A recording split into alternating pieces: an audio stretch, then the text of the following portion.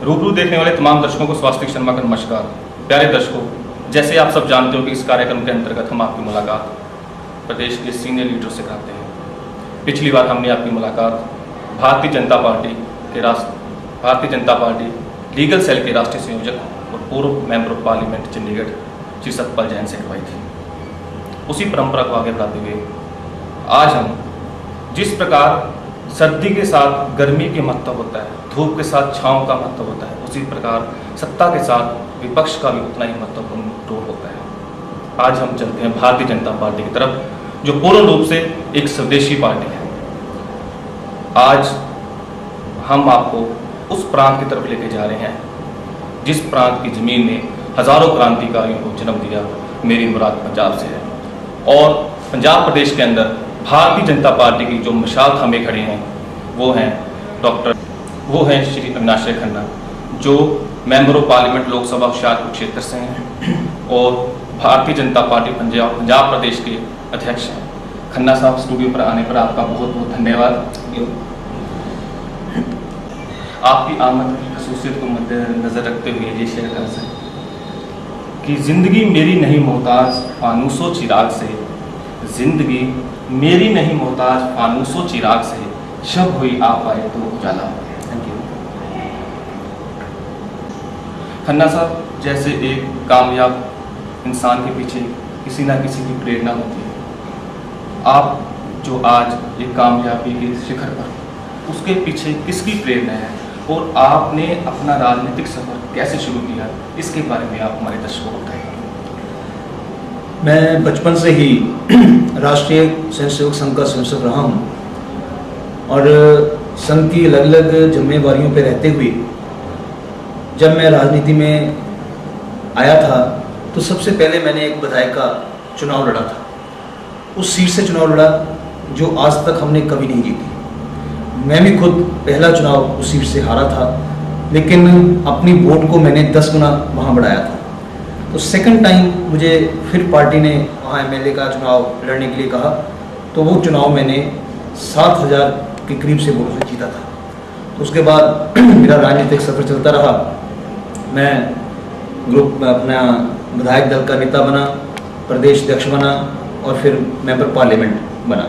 सो मैं समझता हूँ कि जो प्रेरणा है मुझे उस संस्थान से मिली है, उस संघ के अधिकारियों से मिली है जिन्होंने तराशने में, मेरा मार्गदर्शन करने में काफ़ी सहयोग दिया। वैसे तो विद्यार्थी जीवन में भी मैं अखिल भारतीय विद्यार्थी परिषद से जुड़ा रहा हूँ। पंजाबी यूनिवर्सिटी में बतौर सचिव मैंने यहाँ काम किया। उसके बाद मेरे ऊपर प्रत्यक्ष संघ की जिम्मेवारी रही है। तो आज भी मैं अध्यक्ष बनने से पहले भारतीय जनता पार्टी जिला होशियारपुर का उपाध्यक्ष रहा हूँ, फिर मैं पंजाब का सचिव रहा हूँ और आज मैं पार्टी का अध्यक्ष हूँ। सो मैं समझता हूँ कि इस सारी कामयाबी के पीछे, इस जिम्मेवारी के पीछे जो मेरा प्रेरणा रही है वो संघ का बहुत बड़ा योगदान है। और मेरे खास तौर से मेरे दोस्त, मेरा परिवार, इन्होंने भी बहुत ज़्यादा मुझे सहयोग दिया कि ज़्यादा से ज़्यादा काम मैं पार्टी का कर सकूँ। खन्ना साहब, अभी आपने आरएसएस का नाम लिया, राष्ट्रीय स्वयंसेवक संघ और भारतीय जनता पार्टी, ये सिक्के के दो पहलू हैं। आरएसएस जो डॉक्टर केशवराम जी की कर्मस्थली रहा है और गुरु जी की कर्मस्थली रहा है। आरएसएस ने वो काम किया यानी कि मृत पड़े हिंदू समाज के अंदर राष्ट्रीयता की भावना जगाई। और दूसरी तरफ भारतीय जनता पार्टी जो एक पॉलिटिकल पार्टी है। आरएसएस और बीजेपी के अंदर कहाँ पर सिमिलरिटी है और कहाँ पर डिफरेंस है, इसके बारे में बताइए। डिफरेंस का संघ के साथ बीजेपी का कोई मतलब नहीं, क्योंकि जो संघ है वो हमारी माँ है। जैसे मैं भी संघ से आया हूँ तो डिफरेंस का मतलब नहीं है। हाँ, राष्ट्रीय स्वयंसेवक संघ एक सामाजिक संगठन है और भारतीय जनता पार्टी एक राजनीतिक संगठन है। सो जो राजनीतिक संगठन है, राजनीति का मुझे एक व्यापक रूप है। तो मैं समझता हूँ कि यहाँ पर अनुशासन जो है एक महत्वपूर्ण मुद्दा रहता है। तो मैं समझता हूँ कि भारतीय जनता पार्टी सभी अगर पार्टी से देखा जाए तो सबसे ज़्यादा अनुशासित पार्टी है। तो इसमें अनुशासन कैसे रहे, तो सबसे बड़ा काम तो कोई डंडा नहीं है, प्यार, स्नेह, संवाद, संपर्क, इससे हम अनुशासन को कायम रखते हैं। लेकिन संविधान भी हमारा है, अनुशासन समिति है, लेकिन फिर भी कार्यकर्ता अपने मन से अनुशासन में रहे, ऐसा प्रयास हम भारतीय जनता पार्टी की तरफ से करते हैं। खन्ना साहब, अभी आपने अनुशासन की बात कही है। अनुशासन आरएसएस की रीढ़ की हड्डी रहा है और भारतीय जनता पार्टी को, और किसी भी पार्टी को स्टैंड करने के लिए अनुशासन की अहम भूमिका होती है। बीइंग पार्टी प्रेसिडेंट, आप पंजाब में बीजेपी का प्रतिनिधित्व कर रहे हो, तो पंजाब बीजेपी के अंदर अनुशासन को बरकरार रखने के लिए आपने कौन से कदम उठाए हैं? और सेकेंडली, जो कार्यकर्ता और लीडर्स के बीच में कम्युनिकेशन गैप होता है, उसको दूर करने के लिए आपने कौन कौन से कदम उठाए? आपका बहुत अच्छा क्वेश्चन है। मैं नहीं चाहता कि किसी भी कार्यकर्ता का अपने नेता से कम्युनिकेशन गैप रहे, क्योंकि मैं सबसे पहले अपने आप को कार्यकर्ता समझता हूँ। जब मैं कार्यकर्ता था तो मैंने क्या समस्याओं को फेस किया, तो जब मैं अध्यक्ष बना हूँ, मेरे कार्यकर्ता, पार्टी के कार्यकर्ता वो समस्याओं को फेस ना करें, ऐसा मैंने एक प्रयास किया है।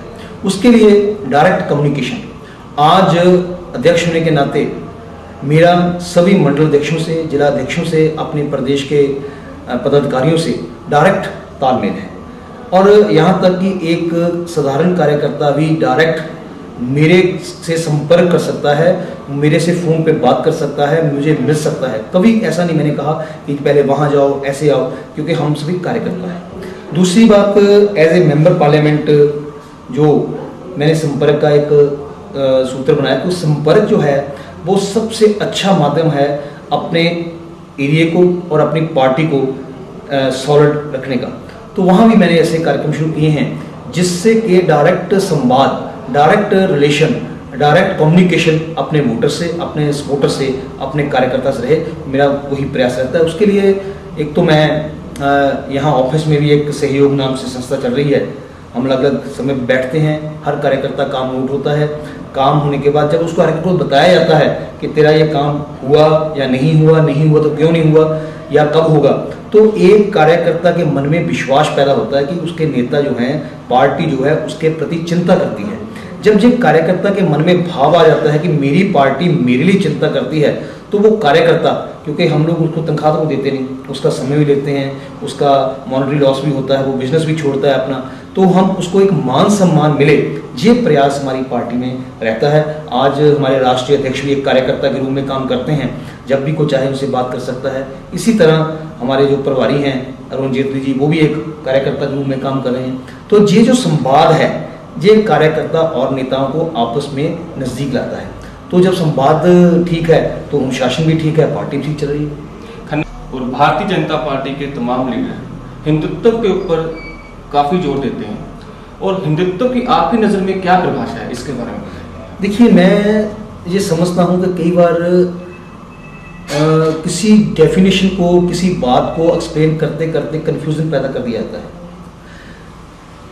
पहले तो मैं छोटा सा बात, हिंदू धर्म की बात करते हैं आप लोग। धर्म क्या है ये हमें समझना पड़ेगा। अगर जो मेरे जीवन में मैंने सीखा है, अगर हम इसकी व्याख्या करते जाएंगे बड़े बड़े ग्रंथों से, बड़े बड़े नेताओं से, बड़े बड़े संतों से, जब उसका आप कंक्लूजन निकालोगे तो धर्म का मतलब सिर्फ एक बात होता है, वो है अपना कर्तव्य को पूरा करना। जो आदमी अपने कर्तव्य को पूरा करता है वो धर्म की पालना करता है।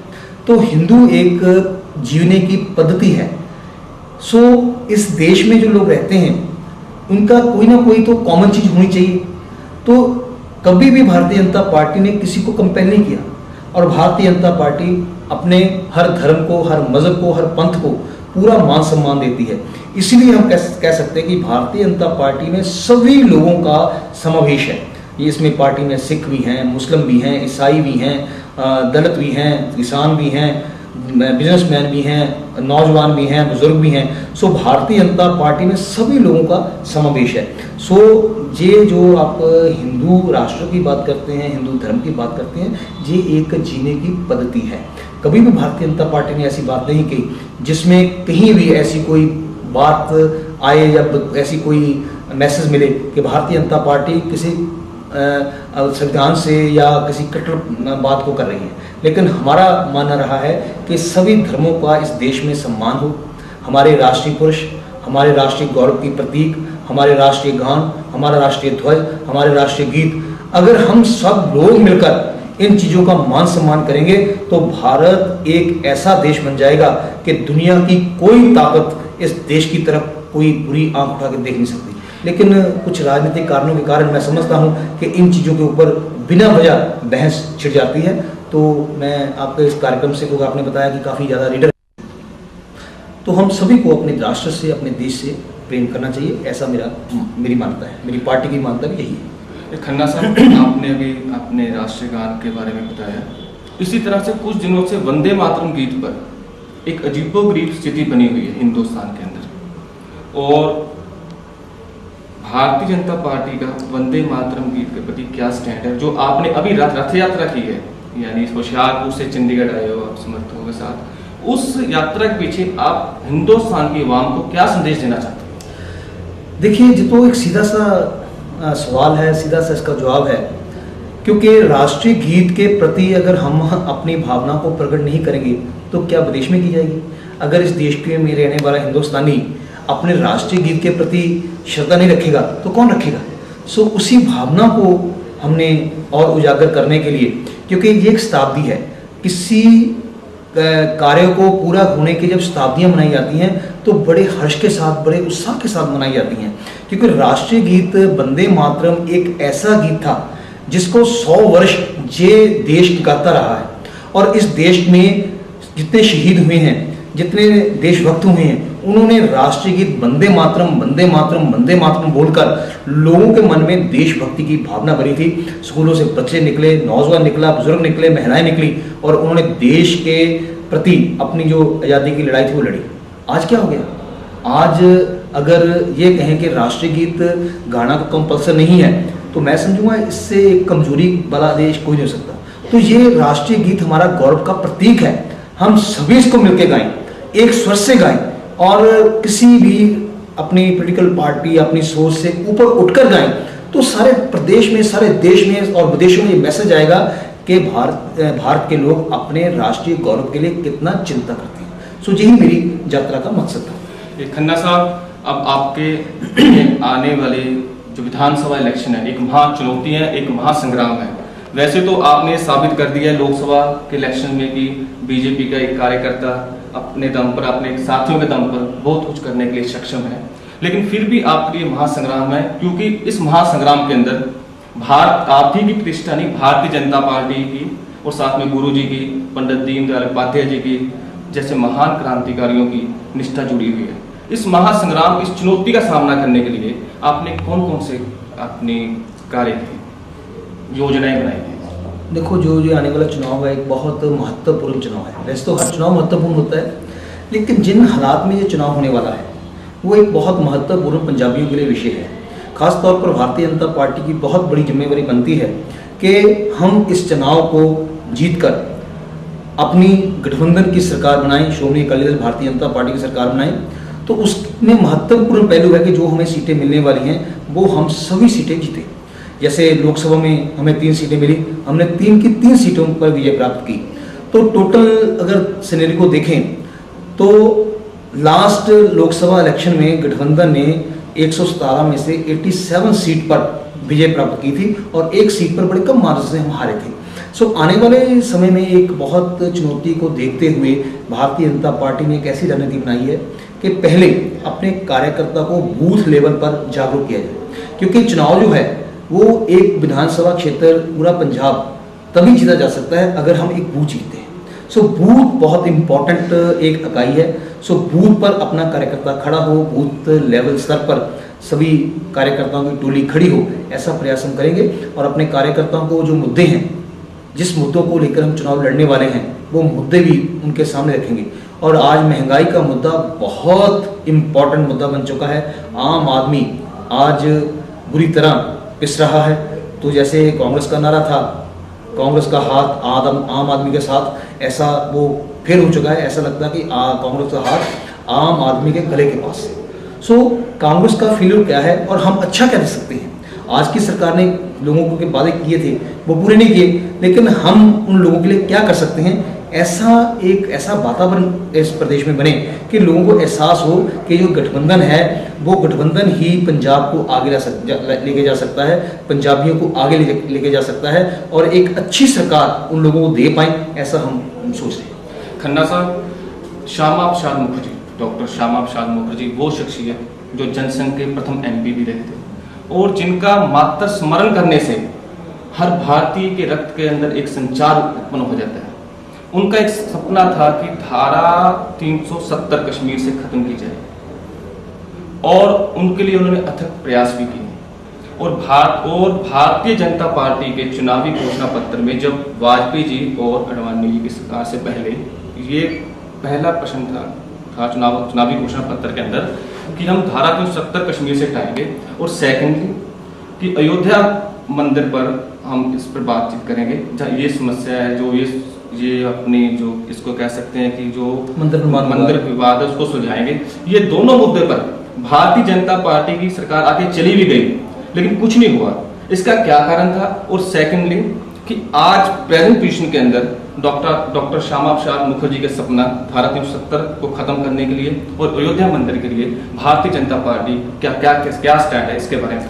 देखो, 370 राम मंदिर के बारे में भारतीय जनता पार्टी का बिल्कुल क्लियर स्टैंड है।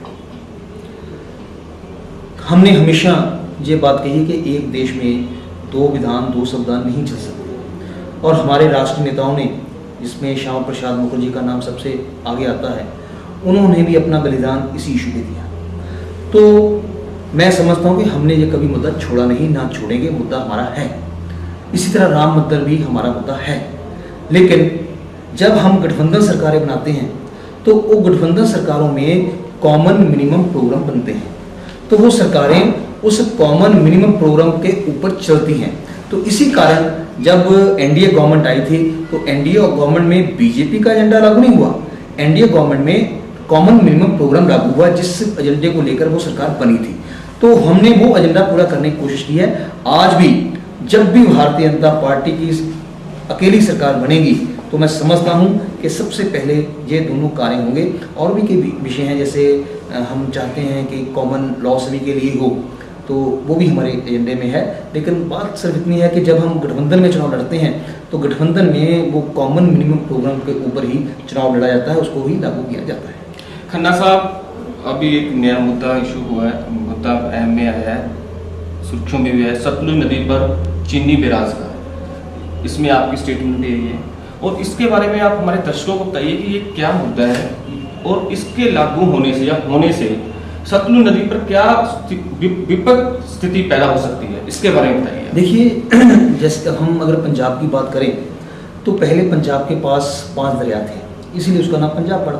5 आब हम पानी को कहते हैं। लेकिन आज मैं समझता हूँ कि पंजाब के पास अभी सिर्फ 2, सतलुज और ब्यास रह गए हैं। तो सतलुज जो है वो एक बहुत बड़ा भाग पंजाब के क्षेत्र को सिंचाई के लिए उस पानी को हम यूज़ करते हैं। तो पीछे एक समाचार पत्रों में ये छपा था कि जो चीन है वो सतलुज को बांध कर वहाँ बांध लगा रहा है। अगर बांध बन जाता है तो नेचुरली वो पानी जो है उसको आने की कमी हो जाएगी। तो पंजाब तो आगे ही पानी के लिए जूझ रहा है। जिस प्रदेश में पानी नहीं है तो उसकी फसल जो है काफ़ी इफेक्ट होती है। तो पार्लियामेंट में हमने कोशिश की थी इस विषय को उठाया जाए। एक क्वेश्चन भी आया था पार्लियामेंट में किसी और सदस्य के द्वारा, उसमें सरकार ने भी चिंता जतलाई है। तो सरकार ने ये कहा है कि हम इस न्यूज़ को चीन से जो है वो बातचीत करके उस मैटर को उठा रहे हैं। अभी तक उसका कोई रिजल्ट नहीं आया, लेकिन मैं समझता हूं कि सरकार के ध्यान में हमने बात ला दी है और सरकार जिम्मेवारी से इस बात के ऊपर गौर करेगी। खन्ना साहब, आप हमारे न्यूज़ चैनल की तरफ से पंजाब प्रदेश की जनता को क्या संदेश देना चाहते हैं? सबसे पहले मैं आपको बधाई देना चाहता हूं कि आपने आज वंदे मातरम की शताब्दी के ऊपर 7 सितंबर को ये रिकॉर्डिंग की है। तो मैं आपको भी और सारी जनता को भी वंदे मातरम शताब्दी की बहुत बहुत बधाई देता हूँ। दूसरा मैं संदेश अपने पंजाबियों को देना चाहता हूँ कि पंजाब एक ऐसी धरती है जहाँ पर संतों फकीरों ने तो जन्म लिया ही है, लेकिन यहाँ के देशभक्त भी जो हैं वो सारी हिंदुस्तान में बहुत मशहूर हैं। ये देशभक्तों की भी धरती है। सो आज समय आ गया है कि आने वाले चुनाव में हमें अपनी मान मर्यादा को भी कायम रखना है। पंजाबियों का सर और ऊंचा हो, पंजाब का सर और ऊंचा हो, पंजाब सही मायने में एक नंबर का सूबा बने, अखबारों के सर्वे से नहीं, असल में काम करके बने। उस प्रयास के लिए मैं चाहूँगा कि सभी लोग भारतीय जनता पार्टी और श्रोमणी अकाली दल गठबंधन को अपना वोट देकर इसको सत्ता में लाएं। और मैं भारतीय जनता पार्टी के अध्यक्ष होने के नाते आपको वादा करता हूं कि कोशिश करेंगे कि आपको एक स्वच्छ सरकार दें, जिसको पंजाब के लोग महसूस करें कि ये उनकी अपनी सरकार है।